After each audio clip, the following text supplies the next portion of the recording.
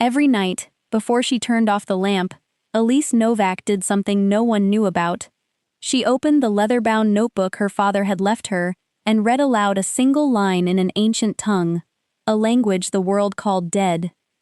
Her father used to tell her, as long as one person can still read it, it never truly dies. That was her whole world. One lamp, one old page, and silence. Tonight, someone pulled her out of it and threw her into the most dazzling, most crowded room she had ever set foot in.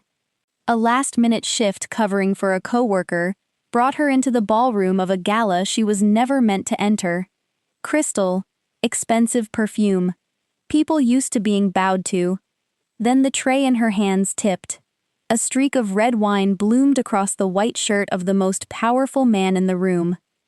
The hall held its breath. He didn't shout. He smiled. Then he tossed an old sheet of paper onto the table, along with a wager large enough to buy a lifetime, meant only to shame her in front of everyone. She didn't step back. She picked it up, and she read, one syllable at a time. Fluent, calm, qui timore regnat, umbrae sui servus fit. She looked up and translated for the silent room. He who rules by fear becomes a slave to his own shadow. The smile died on his lips. All his life he had been taught that power was counting how many people would bow. No one had ever told him it could appear the other way around. The moment the most powerful man in the room is forced to stand still and listen to someone everyone else had decided not to see.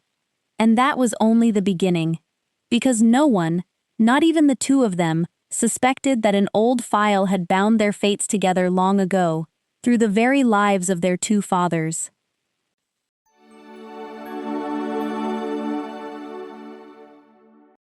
The message came just after 6, while Elise Novak was already in her coat, bracing for a quiet evening like every other, when a coworker from the staffing agency begged her to cover a banquet shift that had just fallen through.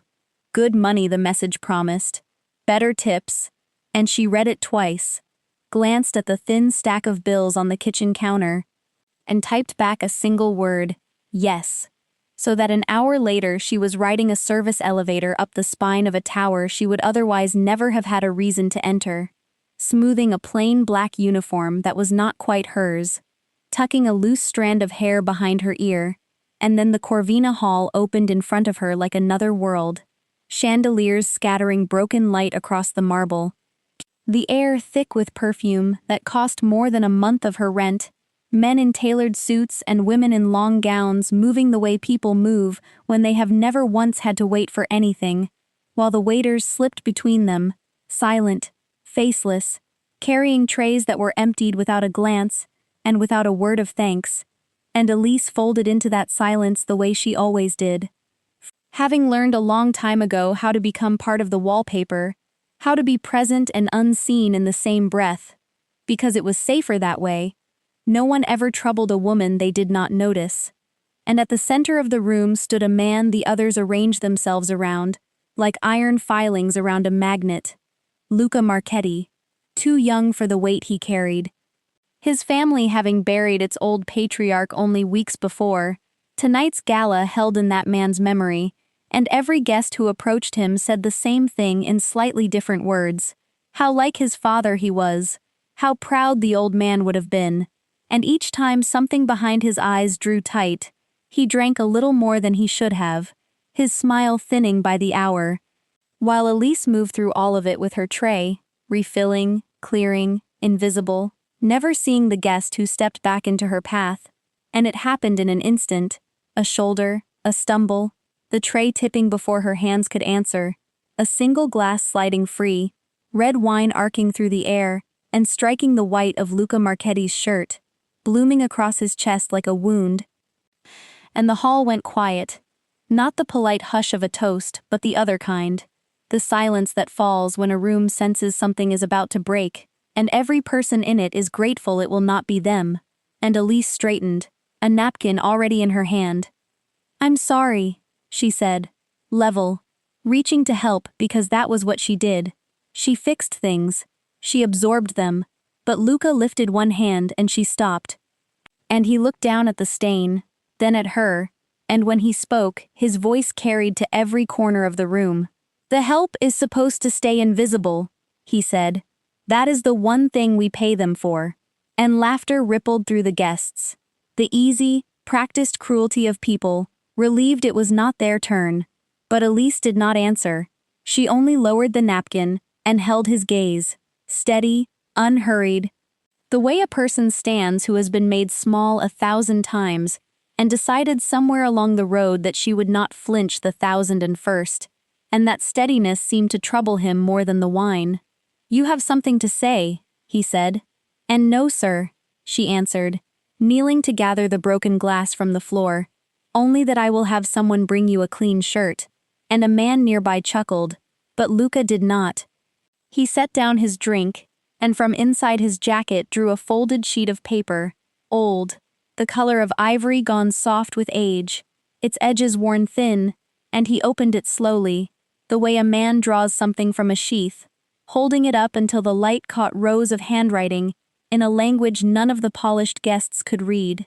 "My father kept this," he said, to her, but loud enough for all of them.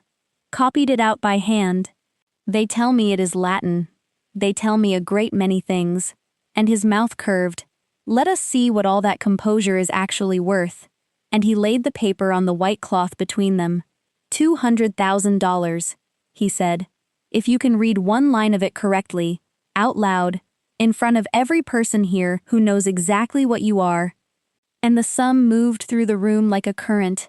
A woman laughing somewhere, high and disbelieving, a man muttering that the girl should take the money and run, while Elise looked at the paper on the white cloth, at handwriting she could not yet see clearly but whose shape, those old looping letters, pulled at something she had spent years teaching herself not to touch, a small room, a single lamp, a patient voice reading to her in the dark, and the whole hall was watching now, watching to see whether she would shrink the way the help was supposed to, and Elise reached out and picked up the letter. For a moment, she only looked at it, the ivory sheet light as a dry leaf between her fingers, feeling under her thumb the faint ridges where a pen had once pressed hard into the paper, and then she tilted it toward the nearest chandelier and read, not quickly, not the way a person performs, but the way a person reads something they have carried a very long time, her voice pitched low, almost private, as though the words were meant for one listener and not 200, qui timore regnat, each syllable landing clean and rounded and certain, umbre sue servus fit, and the sound of a dead language spoken correctly in that bright and chattering hall did what no raised voice could have done. It stilled the room by degrees, one table at a time, because there was nothing tentative in it. No fumbling for a shape her mouth did not know, no lucky guess dressed up as knowledge, only the unhurried fluency of someone who had said these very words 100 times before by the light of a single lamp, and the change moved through the guests, like cold air slipping under a door. The woman who had laughed the loudest a moment before went quiet with her glass halfway to her lips. A silver-haired man near the pillars leaned forward without meaning to, and the guest who had told her to take the money and run found he had nothing left to say, and when Elise lowered the page, she did not leave the room to wonder what the words meant. She raised her eyes and gave it to them plainly, to Luca, and to every polished face turned her way. He who rules by fear becomes a slave to his own shadow. And the silence that followed was not the same silence as before. The first had been the hush of a crowd waiting to watch a woman broken. This was the hush of a crowd slowly understanding they had been watching the wrong person the entire time, and for a long moment Luca Marchetti did not move, the wine still dark and spreading across his shirt, the easy confidence gone from his mouth. And something crossed his face that none of the men who feared him had ever once been allowed to see. Not anger, not amusement, but the particular stillness of a man who has just heard his own father's handwriting read back to him by a stranger, and understood, in the space of a breath, that the line had been a warning his father left behind, and not a boast to be waved at a servant. And into that stillness, Elise did the one thing no one in the hall had braced for. She did not ask for the money. She did not so much as glance at the place where the promise of it still hung in the air. She folded the ivory paper along its old creases, slowly, matching each fold to the wear already in it, the way a person handles a thing that was never theirs to keep, and she stepped forward, close enough that only he could see how steady her hands were, and set the page back into his open palm, and closed his fingers over it one by one, with a gentleness that was somehow harder to witness than the insult had been, and she said it quietly, meant for him, and not for the room, though the room bent inward to catch every word. "These were your father's words, sir. It would be a shame if he turned out to be the only Marchetti who ever meant them." And then she settled the tray against her arm, and she turned, and she walked back into the current of waiters and crystal and perfume out of which she had come, her chin level, her steps neither fast nor slow, leaving $200,000 and a room full of the most powerful people in the city behind her, as if not one of them had ever weighed a thing, and no one reached out to stop her, and no one dared to laugh, and Luca stood at the very center of the party held in his father's name, a ruined shirt on his back, and a folded page pressed into his hand. And he watched the one woman in that hall whose name he did not yet know, walk out through a plain service door and vanish into the part of the building where people like her were meant to stay. And long after she had gone, he was still standing there, holding the paper exactly as she had left it, closed inside his fist, as though to open his hand and let it go might cost him something he had only just begun to understand, he had been carrying all along. By the next morning it was everywhere. Someone at the gala had lifted a phone above the crowd and caught all of it. The wine, the wager, the dead language spoken like a lullaby, the folded page pressed back into the hand of a man half the city was afraid of, and the clip passed from one screen to the next, faster than any of Luca Marchetti's people could pull it down. And in the low light of his study above the harbor he watched it again, and then again, and the strange thing was that he was not watching himself. He had stopped noticing his own ruined shirt, and his own thin smile somewhere around the third time through. What he could not look away from was her, the way she had not hurried, the way her voice had not shaken. The way a woman who owned nothing in that room had handed him back his father's words as though she were doing him a kindness he did not deserve. And beneath the clip, the comments scrolled without mercy, most of them cruel, a few of them worshipful, and one of them stopped him where he sat, a single line from a stranger who would never know he had read it. The old Don would never have had to buy a waitress's silence. And Luca turned the phone face down on the desk and sat a long while with that in the dark, and then he did the thing he always did when something refused to fit. He reached for control, he called the man who handled such matters, and said only, "The woman from the gala, I want everything. Tonight." And by the time the harbor had turned from black to gray, a thin folder lay waiting on his desk, and it told him almost nothing. Elise Novak, 27 years old, temporary event staff, a rented room on the wrong side of Dunmore, no debt worth the ink, no record, no trouble. A life kept so quiet it looked less like luck than like a decision, and he had nearly closed the folder when his eye snagged on the last line of the page. The emergency contact, a name set in the same flat type as all the rest. Daniel Novak, father, deceased, and Luca went very still, because he knew that name, not from her file but from another one, from years before, when he had been young enough to sit at the edge of his father's study and listen so long as he stayed quiet. Daniel Novak, the soft-spoken outside auditor the old Don had once brought in to walk the family's cleaner books.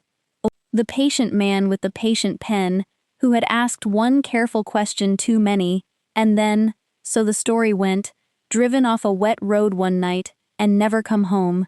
And the family had spoken of it the way they spoke of a change in the weather, once, briefly, and never again, and now, more than 10 years later, that dead man's daughter had walked into the old Don's memorial and read a warning about power feeding on itself.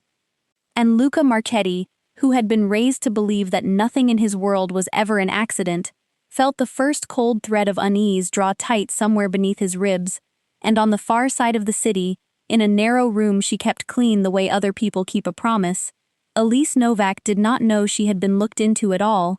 She had come home and hung the borrowed uniform back on its hook, and, as she did every night before the lamp went out, she opened the leather notebook her father had left her, and read one old line aloud into the quiet.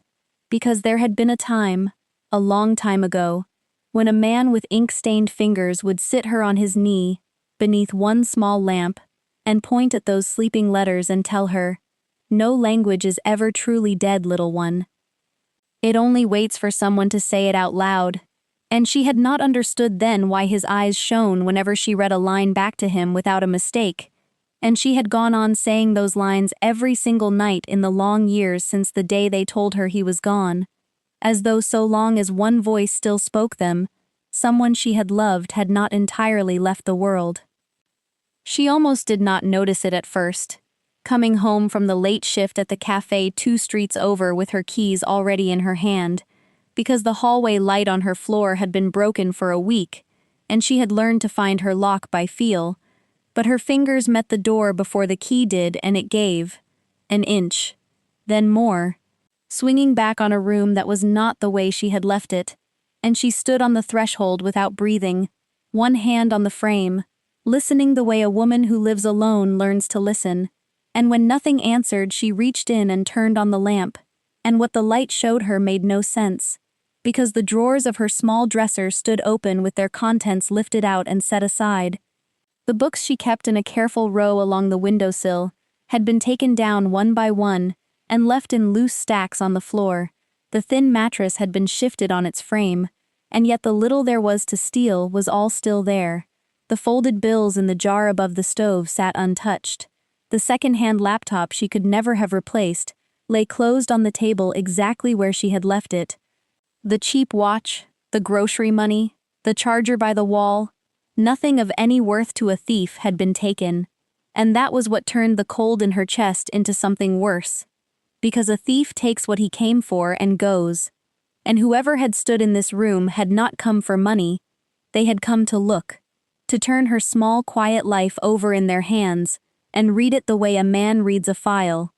And she moved through the wreckage slowly, setting a book back on the sill, sliding a drawer shut, the ordinary motions of a person trying to make a violated space her own again, until she came to the desk beneath the window and stopped, because there, in the center of the cleared surface, set down where the lamplight would fall on it first, stood a single framed photograph that did not belong on top of anything. It belonged in the shoebox at the back of her closet, where she kept the few pieces of him she had left, and someone had gone into that box, and found it, and carried it out here, and stood it upright facing the door, so that it would be the first thing she saw, her father, younger than she now remembered him, sitting at a wide desk with his sleeves rolled, and that patient half-smile she had spent years trying not to forget. And Elise lifted it with both hands the way a person lifts something they are afraid to wake, and she breathed one word into the empty room, "Dad." And then her eyes moved past his face to the edge of the desk in the picture, to the thing lying near his open hand that she had looked at 1,000 times over the years and never once truly seen. A small squared stack of envelopes, old, pale, the color of ivory gone soft with age, tied loosely with a thread, and she knew that color. She had held that exact color in her own hands, only nights before beneath a chandelier, while a room full of strangers waited for her to fail. The same weight, the same worn softness, the same paper on which a dying language had been copied out by hand, and the floor seemed to tilt very slightly beneath her, because a folded page of that same paper had come to her out of the coat of the most powerful man in Belmarest, a man whose family had buried an old Don only weeks ago, and here in a photograph more than 10 years old, was her own father with a whole stack of it resting at his elbow, as though the two of them, the auditor who drove off a wet road and the house that had hired him, had been holding two ends of the same thread all along without her ever knowing the thread was there. And Elise sat down slowly on the edge of the shifted mattress, with the frame held against her chest, and she did not cry. She had learned a long time ago that crying changed nothing. She only sat very still in the ruins of her small clean life, and looked at her father's face, and understood. With a certainty that frightened her more than the broken lock, that whoever had done this had wanted her to understand exactly this, that she had never been as invisible as she had spent her whole life trying to be, and that somewhere out in the dark of the city, someone had known who she was, long before she ever read a single word aloud. The photograph reached Luca 2 days later, not through any of the channels his people watched, but in a plain, unmarked envelope, left with the doorman downstairs. No return name, no word of who had carried it, and when he slid it out under the lamp, it was a single old print, its colors gone soft the way old prints do. And it showed 2 men standing close together in front of a low building by the water on what must have been a bright and ordinary day. The old Don, his father, younger and easier than Luca had ever seen him, one hand resting on the shoulder of the second man, the way a man touches a friend and not a hired accountant, and the second man Luca had studied only hours before in a thin personnel file. Daniel Novak, the auditor who had supposedly driven off a wet road, alive here and laughing at something just outside the frame, and when he turned the print over there was a single line written on the back, in a careful sloping hand, that was not his father's. Some debts your family paid in money, and some it paid in men, and the second kind was always the more expensive. And Luca read it twice, standing very still in the gray morning light, and he was still holding it when his private line rang, the number blocked, and when he answered a voice he did not know, low and unhurried and entirely without fear, said only, "Leave the Novak girl and her dead father where they lie, Marchetti, or you will learn the same lesson your father learned about keeping his hands clean." And the line went dead before he could draw breath to answer, and he lowered the phone slowly, because a threat delivered that calmly was not the threat of an outsider. It carried the particular ease of someone who belonged to his own house, someone close enough to have heard what he had asked for only 2 nights before, and quick enough to answer it before the ink on her file was dry. And for a long while he stood at the window looking down at the harbor without seeing it, turning the thing over. A man who had been taught from boyhood that the correct answer to a warning like that was to send men of his own, to meet force with force and let the matter settle in the dark, and instead, that same afternoon, against the advice of every instinct a lifetime had built into him, Luca Marchetti did the thing a man in his position was never supposed to do. He told no one where he was going. He left the car and the driver behind, and he went himself, alone and on foot, into a narrow street on the wrong side of Dunmore, where the shop signs were hand-painted, and the gutters still ran with the morning's rain, and the men on the stoops went quiet and watchful, as the stranger in the good coat passed.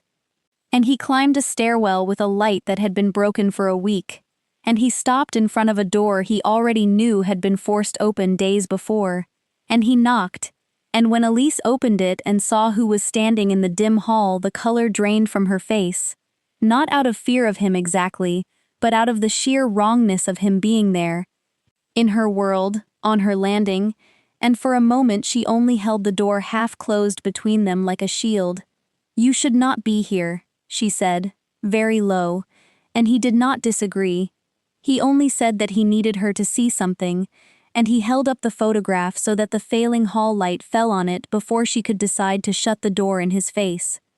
And he watched something break open behind her eyes. "Where did you get that?" she said, and her voice had gone quiet and strange, and he told her the plain truth, that it had been left for him by someone who wanted him to have it, and she looked at the 2 smiling men in the picture for a long moment, and then she stepped back from the door. Not quite an invitation, but no longer a wall, and she crossed to a shelf and took down the leather notebook she never let leave the room, and turned to the very back of it, and there, tucked behind the last page, was the same photograph, its edges soft from years of handling. "My father kept this," she said, holding the 2 prints side by side beneath the lamp. "The same 2 men, the same bright day.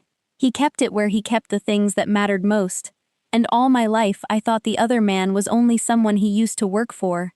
and she raised her eyes to Luca then, to the ruined Dawn standing in her small, forced-open room, holding a photograph of his own father with an arm around hers. And neither of them said aloud the thing they had both begun to see, that whatever had happened to Daniel Novak had not happened by accident on any wet road, and that the two families the world had never once thought to connect had been standing shoulder to shoulder in the sunlight long before either of these two was old enough to know the other was alive. They did not decide it in words, not at first. It was the kind of decision two careful people arrive at by degrees, one shared silence at a time. But by the end of that strange conversation in her broken doorway, it was understood between them that neither of them could stop now, that he needed to know whose voice had come down his own private line, and she needed to know what her father had truly found. And so they began, quietly, the way two people begin something they both know is dangerous, meeting only where no one would think to look, a shuttered reading room above a bookbinder's that Tomas still kept a key to, the back booth of a cafe that locked its front at 10 and let them stay, and always at the hours when the city thinned out and the men who watched a man like Luca had gone home to their beds. And it was in those in-between hours, bent together over old shipping records and older photographs, that Luca began to notice things about her that no file had ever thought to hold, the way she never once asked him for anything, not money, not protection, not the 200,000 she had left lying on a table in front of the whole city, the way she carried a second job he had not known about. Scrubbing the floors of empty offices after the cafe let her go, coming to their meetings with the particular gray exhaustion of a person running on far too little sleep, and pretending, always, that she was not. And one night when the papers she had sorted slid off the table in a draft, she gathered them back in the wrong order and could not seem to make her tired hands set them right. And without a word, Luca reached across and squared them and laid them back in the sequence she had been building, the dates in a row the way she liked them, and she looked at the neat stack for a moment as though it had done something to her, and said nothing. And another night he saw, in the light of the single lamp, that the skin across her knuckles had cracked and split from the cold water and the cleaning. And he did not remark on it, did not reach for her hands or make her feel the pity of being noticed that way. He only, when he rose to leave, turned the small electric heater in the corner so that its warmth fell toward her chair instead of the door, and left it running, and said nothing about that either. And slowly, in those quiet hours, she began to give him small pieces of a life she had never handed to anyone, not the large griefs, she kept those locked, but the edges of them, that her father had been a gentle man who talked to his books as though they could hear him, that he had taught her the old languages at a kitchen table with one lamp between them, because he used to say a person who could read the dead was never entirely alone. And once she stopped in the middle of it, as though she had wandered too near a door she kept shut, and pressed her lips together and said only, "That was a long time ago." And Luca did not push. He had spent his whole life pushing and being pushed, and he had come to understand the mercy of a question left unasked. And then came the night, near midnight, when she arrived paler than usual, and swaying very slightly on her feet, and when he asked whether she was all right, she gave him the answer she gave everyone. "I'm fine," light and automatic, a door closing gently in his face, and Luca, who had spent his whole life reading the smallest shifts in men trying to deceive him, heard the lie in it at once. And he did not argue and he did not push. He simply stopped at a stall on the way, and when they reached the reading room he set a paper cup of hot broth and a wrapped roll on the table in front of her without a word, without ceremony, the way a man sets down a thing he does not want noticed, and turned at once to spreading out the papers as though he had done nothing at all. And she looked at the small steaming cup for a long moment, as if she could not quite work out what it was doing there, because it had been years, longer than she cared to count, since anyone had looked at her tiredness and simply answered it instead of asking her to carry a little more, and she wrapped both hands around the warmth and did not say thank you because her throat would not have let her. And he did not ask her to. and for one moment his hand rested very close to hers on the table, close enough that the heat of the cup passed between them, and he began to move it, to cover her cracked knuckles with his own, the way a man reaches for a thing before he has decided to, and then he caught himself, and drew his hand back, and picked up a page instead, because he had not earned that and he knew it. And something passed between the two of them in that small withheld motion that was larger and more frightening than anything either had said aloud. A man feared in every room he entered, discovering that the quietest thing he had ever done for anyone had been done for a woman who owned nothing, and a woman who had trained herself for years to need no one at all, beginning, against every instinct that had kept her safe, to feel seen. What the two of them could not see, in those careful late-night hours bent over old paper, was how closely they themselves had begun to be watched, because word of the young Don's sudden interest in a dead auditor and his grown daughter had traveled fast up through the quiet channels of the house, past the drivers and the doormen and the soft-footed cousins, until it reached the one person who had built an entire life out of hearing things before they were ever said aloud. A woman who had sat at the old Don's right hand for 30 years, and now, since his death, sat at no one's. Vivian Sartori, the family's counselor, silver-haired and unhurried, and more dangerous than any man who had ever carried a weapon into that house. And when the report was laid before her, she did not raise her voice or ask a single question. She only folded her long fingers together and drew from a drawer an old photograph of the founding partners and studied the auditor's face in it for a while, measuring, perhaps, how much of the father might have passed into the child, and at last she said, "To the man who had brought her the news, watch them, and bring me everything, and touch nothing at all until I tell you." And the silence she wrapped the order in was worse than any threat. And beside her, the old capo, Enzo Marchetti, the young Don's second cousin, and the last of the men who had come up hard under the old ways, had no such patience. "The boy is chasing a ghost and a serving girl," he said, "and the pair of them runs straight back to the thing we buried 11 years ago. Let me close it the way we used to close these things, quietly, tonight, before he pulls the whole house down on all our heads." And Vivian only smiled the small cold smile that had ended more men than Enzo's temper ever had, and told him that a door left open a little while longer will sometimes show you exactly who else means to walk through it. And so she waited, and she watched, and neither she nor Enzo knew that at that very hour, the girl they spoke of was sitting across a scarred cafe table from the Don himself, with her tired hands wrapped around a paper cup of broth. And this, precisely this, was the thing that had begun to eat at Luca in the long hours of the dark, because every small kindness he set down in front of her, every warmth he offered without a word, stood on a floor that was rotten all the way through, on the plain and unbearable fact that the house he ruled was the very house that had made her fatherless.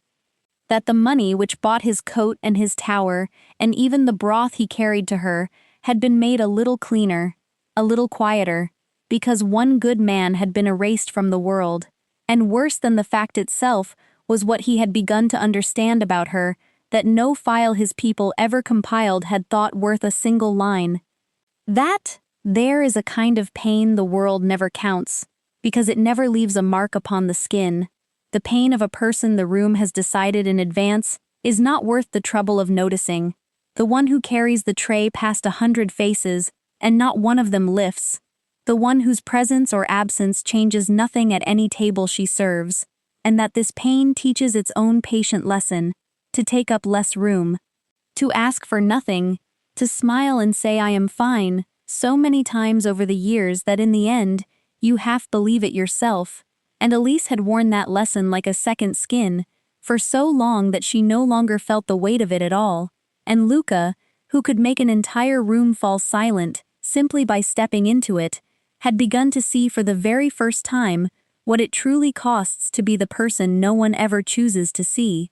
And one night he watched her reach automatically to clear his cup before her own, apologizing for a thing she had not done, folding herself smaller out of a habit older than he was, And he opened his mouth to warn her, to tell her at last who he was and what his blood had done to hers, and then he closed it again, because he was a coward in exactly one way, and this was it.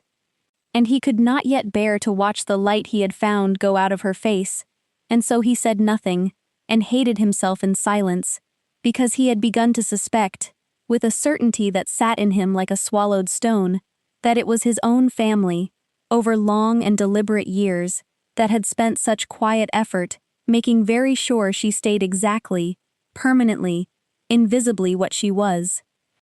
The way in came from an old man, because not everyone in the house had ever truly made his peace with the way certain things had once been done, and Tomas Keller had kept the doors and the ledgers of the Marchetti estate for more than 40 years, had brushed the old Don's coats and carried the old Don's messages and buried more of the old Don's secrets than any priest ever heard. And he had loved that man in the plain, uncomplicated way that servants sometimes love the families they give their whole lives to. And when Luca came to him late one evening and asked, not in the voice of the Don but almost in the voice of the boy Tomas still half remembered, whether anything at all survived of the year Daniel Novak died, the old man was quiet for a long moment, and then he said, "Your father sat me down once, near the very end, and told me that a day would come when someone went looking for the truth of that year, and that when they did, I was to open the doors for them and not stand in the way." And he took from a locked drawer a heavy ring of keys that had not been turned in a very long time, and he led the young Don, and against every rule the house had ever kept, the dead auditor's daughter, down a narrow stair into the cold rooms beneath the estate, where the family stored the things it could neither use nor safely destroy, and the air down there was close, and still, and smelled of dust and old paper, and Tomas moved among the stacked boxes with the sureness of a man who had set each one in its place with his own hands, until he found the thing he wanted. The visitor logs for the year in question, the great bound books in which every soul who had once passed the estate's gate had signed a name and an hour, and he laid them open on a scarred table beneath a single bare bulb, and began to turn the stiff pages slowly, with a careful thumb, and Elise stood over the book with her heart beating very slow and very loud in her own ears. And Tomas reached the week the family had always named as the week Daniel Novak died, the date they had spoken of over the years the way people speak of a hard winter, briefly and then never again, and Luca turned one more page past it, and then another, and Elise's hand had risen without her knowing to cover her mouth, and there, 8 days after that date, and 9, and then once more 11 days after the world had lowered an empty box into the ground and told a grieving girl to say her goodbyes, was a signature she would have known in her sleep, because it was the very same hand that had copied dead languages into the back of a leather notebook for a small girl beneath a lamp. Her father's name, entered and dated and initialed at the gate by his own living hand more than a full week after his own funeral, and for a moment, Elise could not breathe, could not force the two facts to hold still together in the same mind, the grave she had knelt beside as a child, and the warm and certain hand that had signed this page after it. And she drew from her coat the notebook she carried everywhere, and opened it to a page of his old writing, and laid it down beside the log, the loops, and the slant of the two identical, beyond any argument anyone could ever make. "That is his writing," she said, and her voice did not sound like her own. "That is his hand. He was here. He was alive. They stood in front of me in their black coats, and they let me believe I had lost him." And she pressed her fingers flat against the cold, dry ink, as though she might somehow still find a little warmth left in it, and Luca stood beside her in the dust and the chill, and understood that there was no comfort left in the world he could honestly offer her. Because the proof beneath her trembling fingers had come up out of his own family's vault, sealed there by his own blood, and every birthday she had spent alone, every candle she had blown out with no one watching, every quiet year of mourning, had been, in some ledger in some cold room exactly like this one, a decision that men of his house had made and then carefully kept. The signature led them to a man, because a death that is only a story still needs a living doctor to sign its ending, and the name at the foot of the old certificate was Renato Bianchi, the physician who had tended the family and its secrets quietly for the better part of 40 years. An old man now, living out what little remained of his life alone in a narrow house full of shadows and unswept regret at the far edge of the city. And when Luca and Elise came to his door, he did not trouble to pretend he did not know why they had come. He only looked at Elise for a long moment, at her father's eyes set unmistakably in her face, and something in him seemed to give way all at once. The way an old wall gives, after holding back water for far too many years, and he stepped aside to let them in, and poured himself a drink that he never once lifted to his lips, and he told them, in the flat and hollowed voice of a man who has waited a long time to be found out, that Daniel Novak had never died on any road at all, that there had been no accident, that the accident had been built, deliberately and carefully, by men who knew exactly how such things are made to look. Because the alternative, the old doctor said, staring down into the glass he would not drink, was that they would have found him within the week, no matter how far he ran, and then there would have been nothing left in this world to save. And he told them that Daniel had come too close to something inside the house that certain people could never allow to see daylight, that an order had already been given for his silence, a real order, the kind that in that world is never once recalled, and that a single man had set himself squarely against it.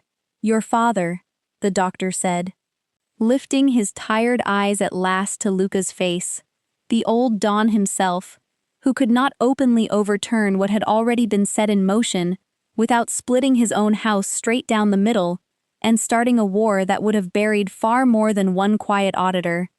And so, he did the only thing a man in his place had left to do. He did not save Daniel Novak's life by stopping the order. He saved it by making the order appear to have already been carried out. A staged wreck on a wet road, a signed certificate, a daughter in a black coat at an empty graveside, a man erased from the living world so completely and so convincingly that no one would ever again waste an hour killing someone already dead. And Luca stood very still through all of it. And when the doctor at last paused, he asked the question that had been building in him quietly for weeks. And my father, afterward, all those years, was he a good man? And it came out of him almost against his own will, the sun beneath the dawn, needing to know at last what the man who had raised him had truly been under all that fear and power. And old Bianchi looked at him with something close to pity, and said only, he was a man who did one wholly decent thing at an enormous private cost, and never once told a living soul, which is a great deal more than anyone else in this house ever managed. And Elise sat through the whole of it, with her hands knotted white in her lap, and when the doctor finally fell silent, she asked the only thing in the world that still mattered to her. Then where did he go? And old Bianchi turned his face away toward the dark and rain-streaked window and said, that I was never told, child, and I was very careful never to ask, because the whole fragile thing held together only for as long as no single living person held all of its pieces in one hand at once. But I will tell you this much before you go, a thing like that is never, ever done for nothing. Your father did not simply vanish into the night out of kindness. Somewhere a price was set, and terms were agreed, and the plain fact that you grew up safe and untouched all these years, while a man who knew what he knew stayed hidden and silent, tells me that those terms were kept faithfully, by him and by someone else, right up until the day that, somehow, they weren't. And in the long silence that followed, neither Luca nor Elise yet understood how much those few quiet words had already cost her. Only that the ground beneath the whole story had shifted once more beneath their feet, and that somewhere out there in the dark, a bargain was still holding, or had that very week begun, quietly, to come apart. They drove back from the doctor's house without speaking, and a thin rain had begun somewhere along the way, so that the whole city ran and blurred against the glass, the red of the traffic lights smearing long across the wet, the headlamps of the cars coming the other way swelling and fading like things seen underwater, and it was Luca who broke first.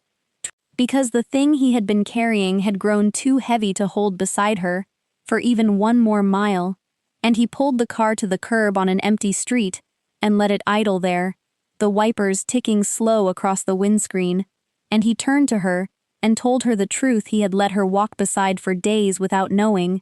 "You need to hear this from me, and not out of a file," he said, and his voice was steady the way a man's voice is steady when he has already decided to accept whatever comes. "The house that did this to your father is my house. The order the doctor spoke of was given inside my family, by my blood, for my family's sake, and the money that raised me was cleaner, because your father was gone, and there is one thing more. And you will hate me for it, and you will be right to. The night after the gala, I did not come looking for you because I cared what became of you. I had you investigated. I took your life apart on a desk in my study, the same way those men took apart your apartment, because you frightened me, and that is the only reason I know your father's name at all." And he made himself stop there. Made himself say none of the things a lesser man would have rushed to say next. "No, it is different now. No, I have changed." No promise of any kind.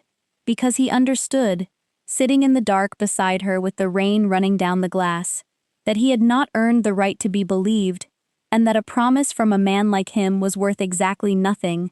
And Elise did not shout. That was the thing that would stay with him longest.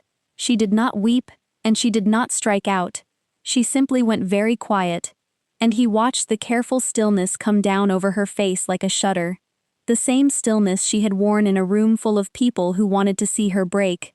And once, in that silence, she drew a small breath and half turned toward him, her lips parting as though there were something she needed to say, some question or some accusation or some other thing neither of them would ever now know. And then she seemed to think better of it and looked away again, and the words, whatever they had been, went back down into her unspoken, and that unsaid thing sat heavier in the car than anything either of them managed to say aloud. And after a long moment she said, in a voice gone smooth and distant and terribly polite, "It's all right. I understand. You did what your kind of people do." And she turned her face to the streaming window. "I'm fine. Really," she added, softer. And it was the cruelest thing she could have said to him, precisely because it was the thing she said to everyone. The small door closing. The two words that meant she had decided, once again, that she was alone, and had always been, and Luca's hand went to the key in the ignition, to turn the engine over, and carry her home and have it done, and there it stopped, resting on the cold metal without turning it, because he could not quite make himself end the moment that was ending her trust in him, could not drive her the last mile back into her locked and rifled life just yet. And for the length of several slow ticks of the wipers he sat with his fingers on the key and did not turn it. And then, because keeping her there against her will would only be one more powerful man deciding what was best for her, he let his hand fall from the key, and he did not reach for her, and he did not argue, and he did not offer her a single word of comfort or a single promise, because he knew that anything he said now would only be one more man in her life asking to be trusted, and the one thing he had left to give her that might someday mean anything at all was not a word, and he had not yet found the courage, or the moment, to give it. For 3 days she did not answer his calls, and Luca did not force them, and in the end it was Elise herself who went back, alone, to old Bianchi's house, because the doctor's last words had lodged in her like a splinter she could not leave alone, and this time, she did not ask him about roads or graves, she asked him about the price. "You said terms were set, and someone kept them. Tell me the terms." And the old doctor was silent a long while, and then he gave it to her the way a man empties his pockets of stones, one at a time, each heavier than the last. First, that the arrangement which had kept her father breathing all these years had not been mercy at all, but a contract.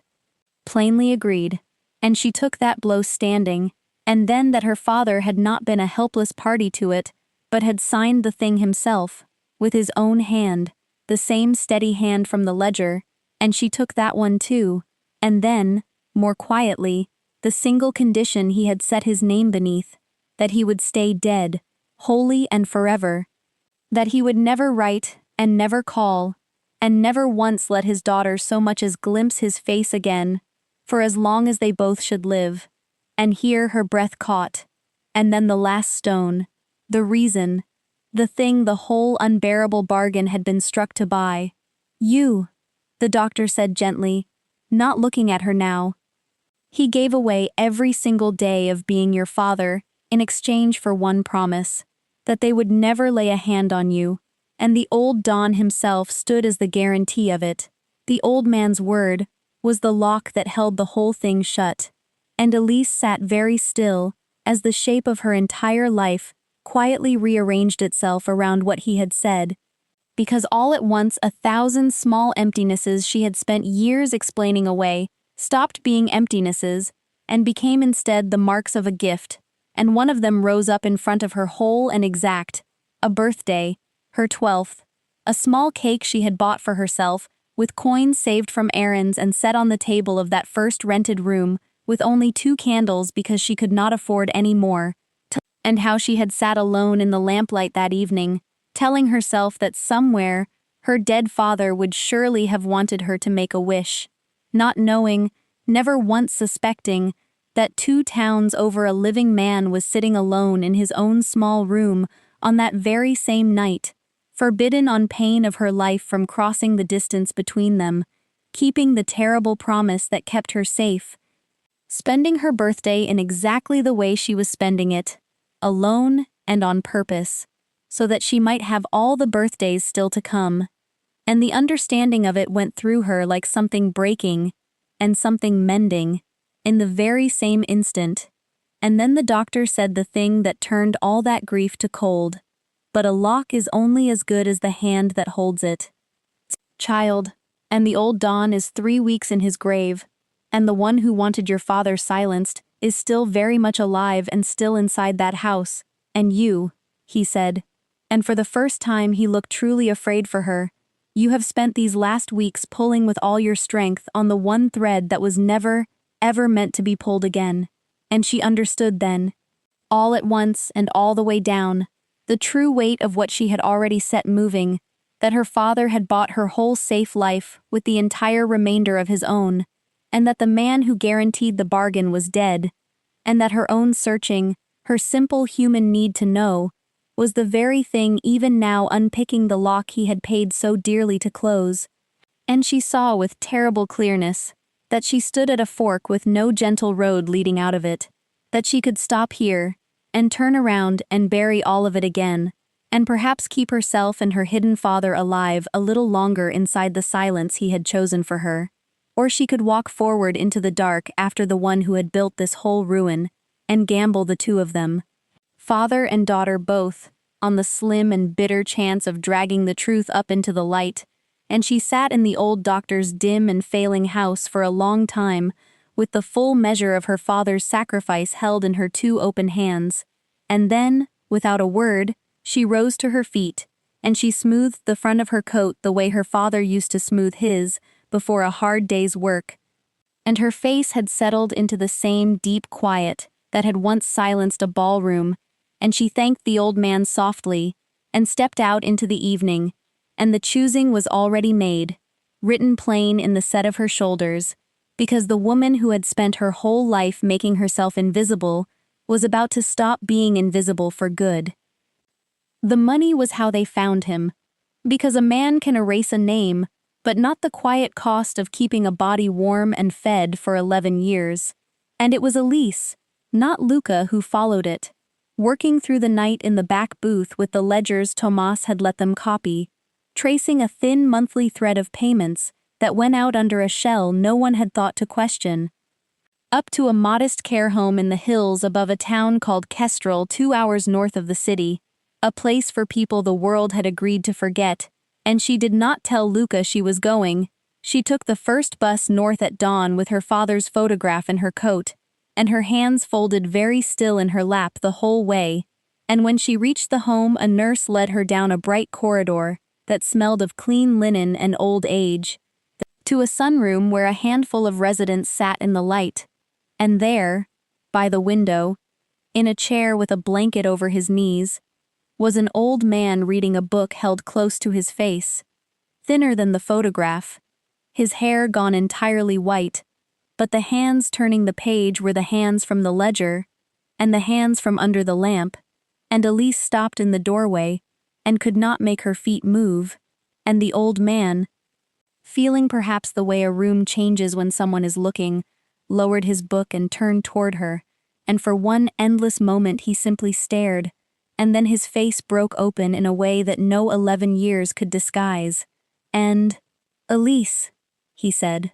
Not a question, barely a sound, just her name in a voice she had believed the ground had taken, and she crossed the room and went down on her knees beside his chair and put her arms around him.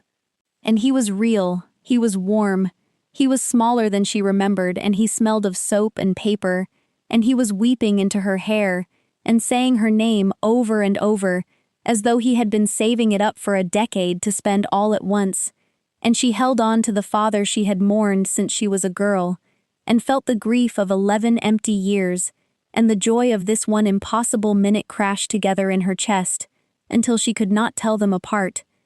And for a long while neither of them managed a single whole word. They only held on.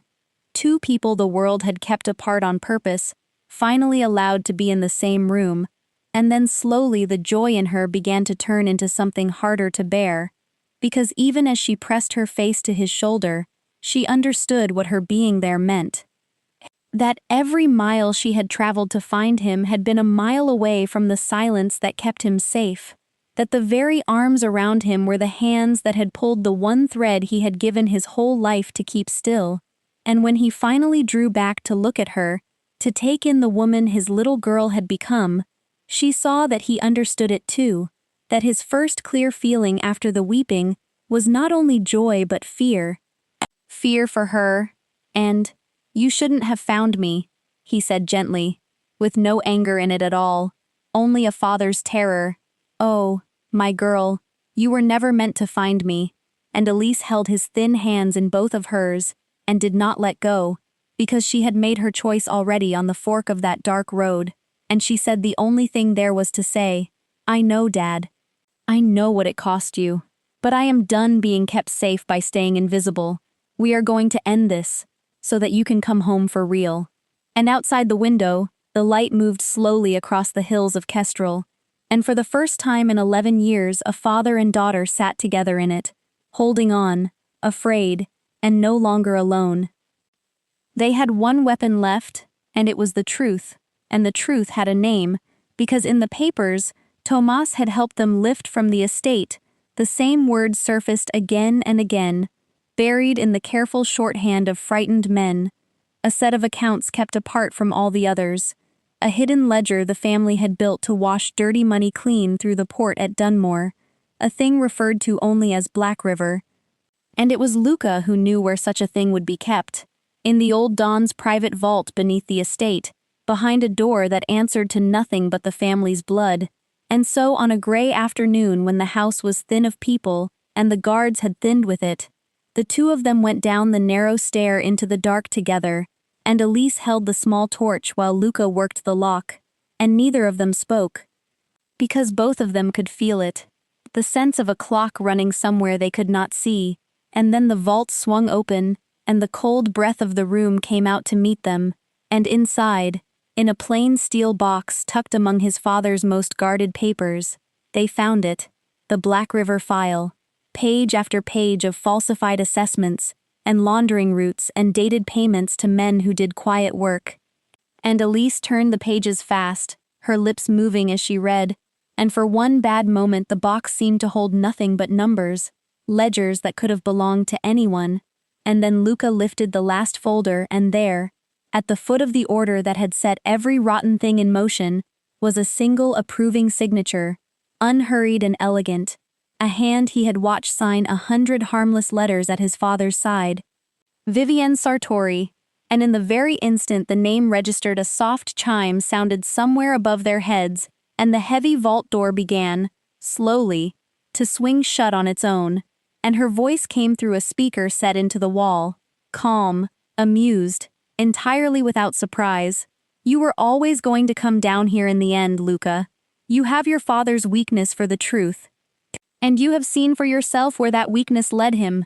And she went on, unhurried, as though she had all the time in the world and they had none, admitting the whole of it, that it was she who had given the order on Daniel Novak 11 years before, that it was she who had spent these last weeks whispering into the right ears that the young Don had come home unwell, unfit, not to be trusted with the house, so that when the moment came the family would set him aside and turn to her without a fight.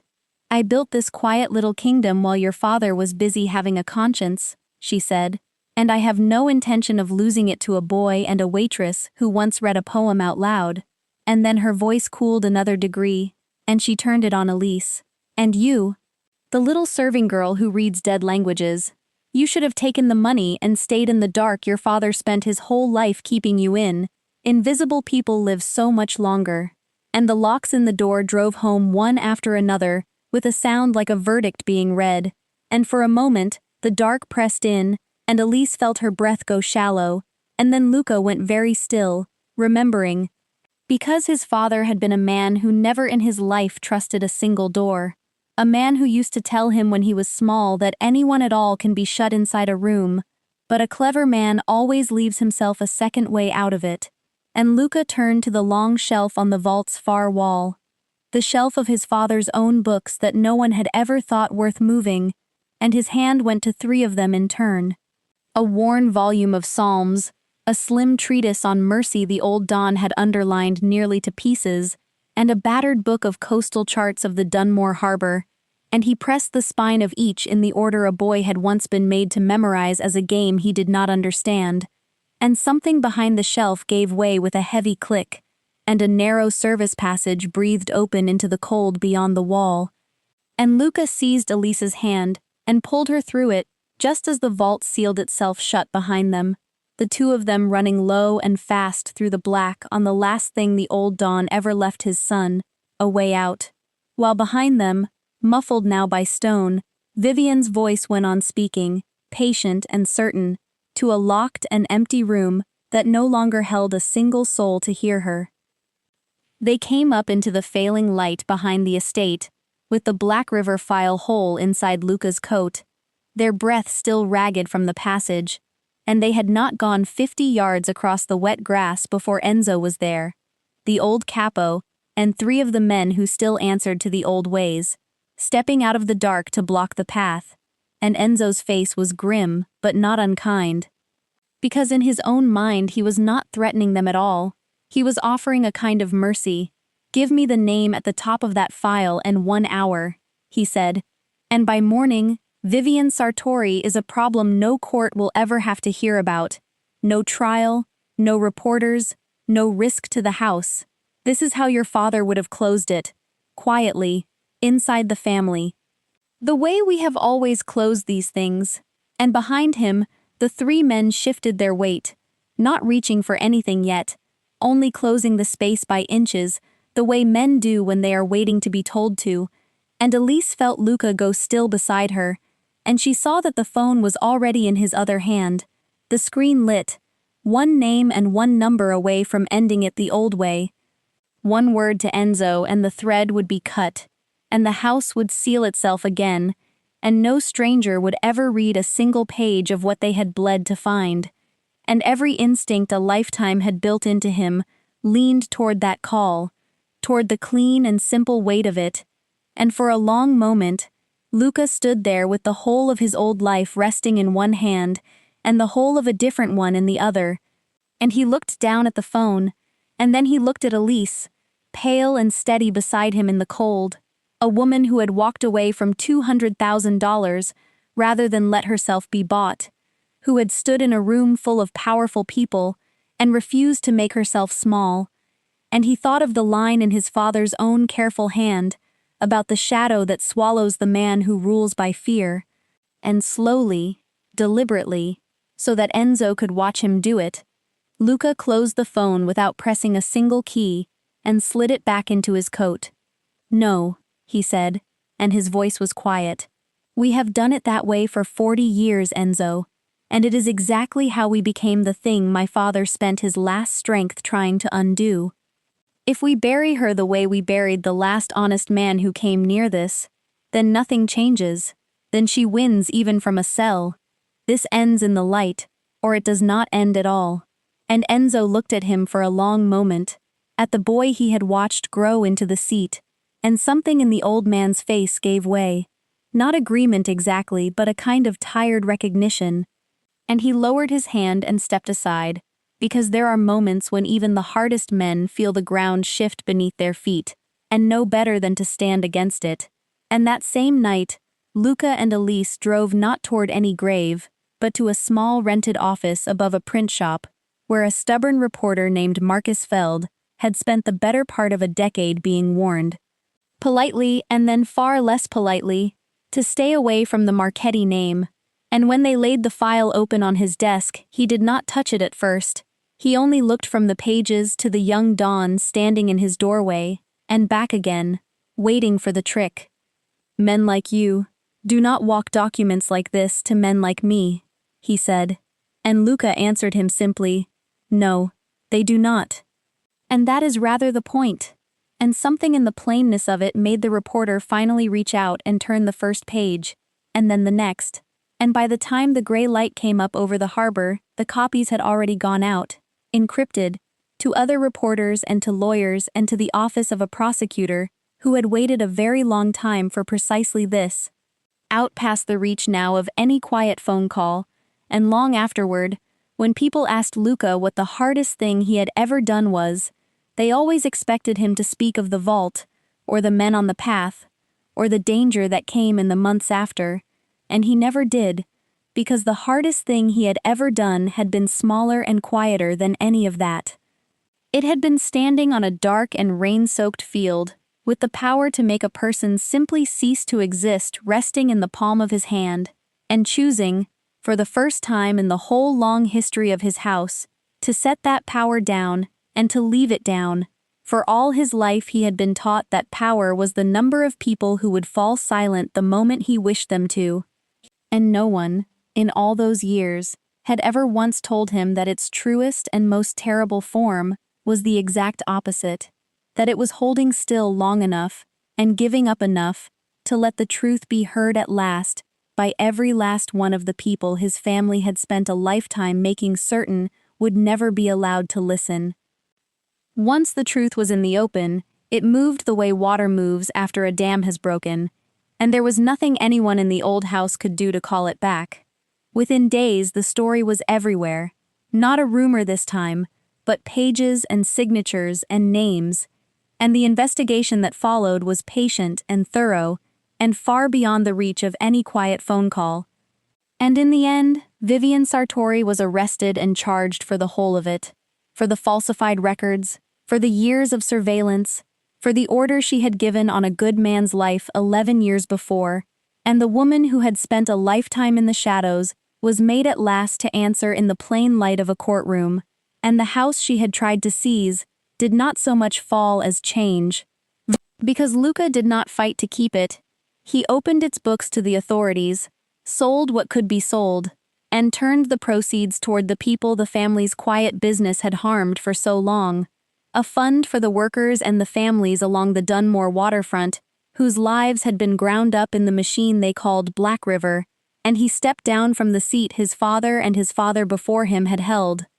Not as a man defeated, but as a man at last set free of a weight he had never chosen, and Daniel Novak came home, truly home this time, no grave, no false name, an old man walking slowly in the sun with his daughter's arm through his. And a little more than a year after the night of the gala there opened, in a plain brick building on an ordinary street in Dunmore, the Novak and Marchetti Community Center, no marble and no chandeliers, only bright rooms and second-hand chairs, and the smell of coffee and old books, and on the wall just inside the door, framed and small, hung a single sheet of ivory paper, covered in a dead language, the very page that had once been thrown down on a table to shame a serving girl, kept now where the children could see it every day. And in the afternoons, Elise sat among those children and taught them to read the old languages her father had once taught her, and there was one small girl who came every day and stumbled over the same short line for a week, until the afternoon she finally read it through without a single mistake, and Elise laid her own hand lightly over the child's on the page and told her, just as her father had once told her beneath a single lamp, that nothing which is still spoken aloud is ever truly gone. While in a back room, Daniel sat sorting the careful records of everything he had once risked his life to uncover, so that no one would ever again have to dig so hard for the truth of it. And Luca came most evenings when the classes let out. And he never made a grand thing of what had grown between him and the woman who once handed him back his father's words in a silent ballroom. There was no announcement, and no crowd, only one quiet evening, when the last student had gone home, and he asked her, simply and with no audience at all, to let him spend the rest of his life in the small, ordinary world she had built. And she said yes, just as simply. And if you had passed the lit window of that center on such an evening, you would never have guessed that either of them had once stood in a room full of the most powerful people in the city. Because in the end, the strongest thing in this whole story was never the money and never the fear. It was a woman the world had decided not to see, who quietly refused to disappear, and a man raised to believe power meant being obeyed, who learned, almost too late, that its truest measure is how gently you treat the people who hold no power over you at all. And if this story moved something in you tonight, we would be honored if you would take a moment to subscribe to our channel, and to like and share this video, so that many more people can discover stories like this one with us each and every day. And we would truly love to hear from you. So please tell us in the comments how this story made you feel, and what stayed with you when it ended.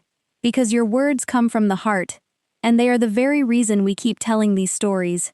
And from all of us, to every one of you watching, we wish you good health, a peaceful heart, and quiet happiness in each of your days. Thank you so much for listening. Take good care of yourself, and we will see you again very soon in the next video.